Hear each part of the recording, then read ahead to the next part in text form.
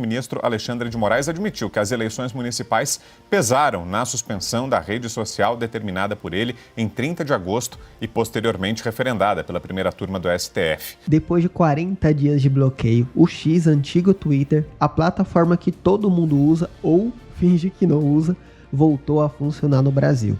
Mas será que tudo isso foi sobre as eleições municipais? Ou tem algo a mais por trás dessa suspensão? O STF bloqueou o X antigo Twitter por 40 dias e multou a empresa em milhões. Agora o ministro Alexandre de Moraes diz que foi tudo para proteger o processo eleitoral. Mas será que isso realmente faz alguma diferença? A esquerda levou uma surra nas urnas e o que muitos estão chamando de interferência judiciária parece ter sido inútil.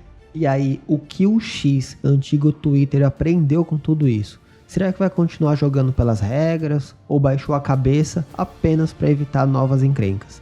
Enquanto o Supremo decide o destino de milhões de reais em multas, a verdadeira pergunta é: quem realmente está jogando pelas regras aqui, né? E essa história está longe de acabar. Se você acha que foi o último capítulo, spoiler, não foi.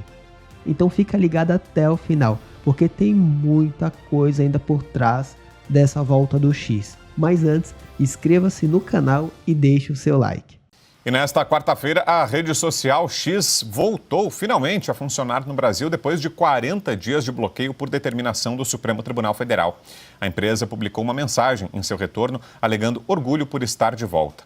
Na decisão em que autoriza a plataforma a funcionar novamente no país, o ministro Alexandre de Moraes admitiu que as eleições municipais pesaram na suspensão da rede social determinada por ele em 30 de agosto e posteriormente referendada pela primeira turma do STF. No despacho, Moraes afirma que o X foi suspenso em meio ao que classificou como uma tentativa da plataforma de não se submeter ao ordenamento jurídico para instituir um ambiente de terra sem lei nas redes. Abro aspas. Inclusive durante as eleições municipais. Fecho aspas.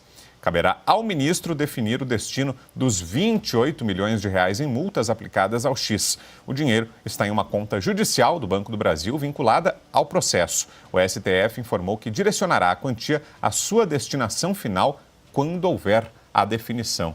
Que tal, Cauti? Bom, destinação final que vai ser o cofre público brasileiro, né? Porque estamos precisando de dinheiro, o Lula está gastando sem fim, a janja é cara, então é óbvio que precisamos de recursos, mesmo de multas do X. Mas perderam a vergonha.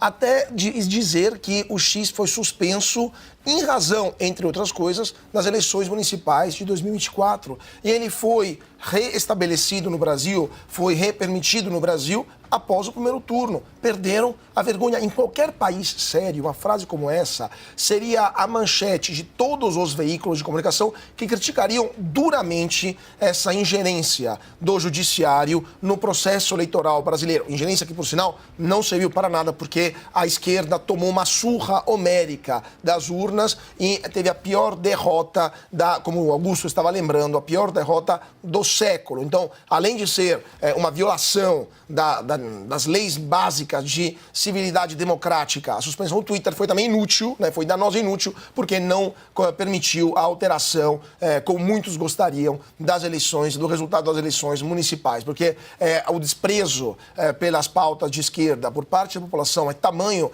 que nem mesmo a censura de uma rede social consegue impedir que isso acabe se reverberando nas urnas.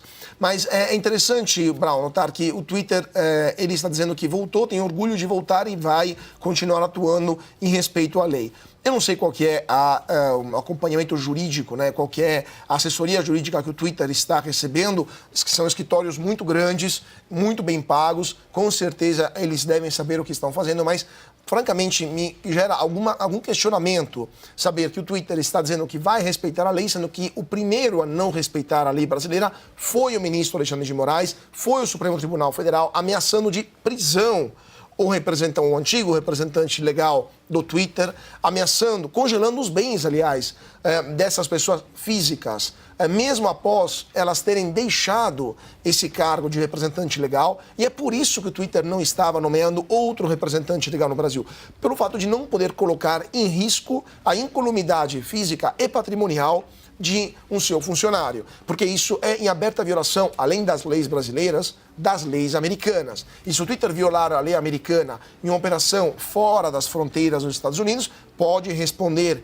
em território americano e os executivos do Twitter lá nos Estados Unidos podem ir presos nos Estados Unidos por violar as leis americanas no exterior. Ou seja, quem está violando a lei não era o Twitter, era o STF. O Twitter agora baixou a cabeça, decidiu colaborar, não sei se querendo demonstrar boa-fé ou priorizando a volta da operação, mas fica o fato de que o Twitter aceitou um abuso oriundo do Supremo Tribunal Federal e preferiu continuar operando no Brasil do que enfrentar de cabeça erguida, em todas as formas possíveis e imagináveis, esse tipo de excessos e de ilegalidades vindo do Supremo Tribunal Federal. Você, Piotr? Fato é que nós tivemos um período de exceção. Quer dizer, ainda temos uma série de coisas, várias dessas coisas que afrontam a democracia brasileira, a liberdade de expressão, a Constituição, porque apesar de estar em desuso no entendimento do Supremo Tribunal Federal, sim, ela é vigente ainda.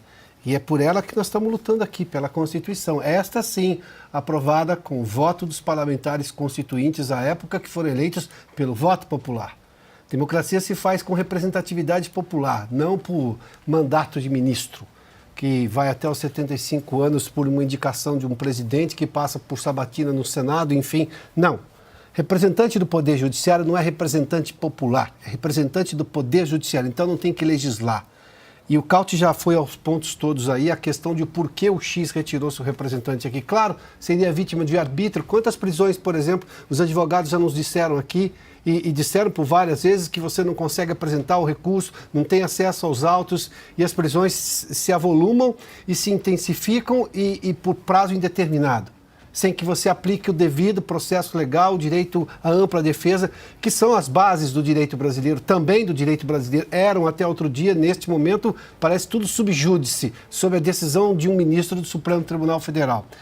O Twitter está voltando agora porque teve, sim, que atender a exigências que são completamente fora da lógica democrática, por razões que não existiam, como, por exemplo, essa questão do representante do X no Brasil, que sempre teve, retirou para não ser vítima de uma prisão arbitrária, é sempre bom insistir nesse ponto. E agora temos, pelo menos, a possibilidade de um debate maior, né? Mais um espaço de debate. Mas, assim, houve, digamos, uma interrupção momentânea desse período de exceção com liberdade vigiada. Acho que é isso que nós temos com essa volta do X. E aí, o que você achou de tudo isso? O X, antigo Twitter, realmente cedeu ou fez o que precisava para continuar operando? Será que o STF exagerou com essa suspensão ou era necessário para proteger o processo eleitoral? A discussão está longe de acabar e os próximos capítulos podem ser ainda mais intensos. Agora deixa aí nos comentários o que você achou de tudo isso. Se você chegou até aqui, comente eleição, para eu saber que você acompanhou tudo e tá por dentro desse tema que ainda vai dar muito o que falar. E claro, deixe o seu like, se inscreva no canal e ative o sininho para não perder nenhum dos próximos vídeos.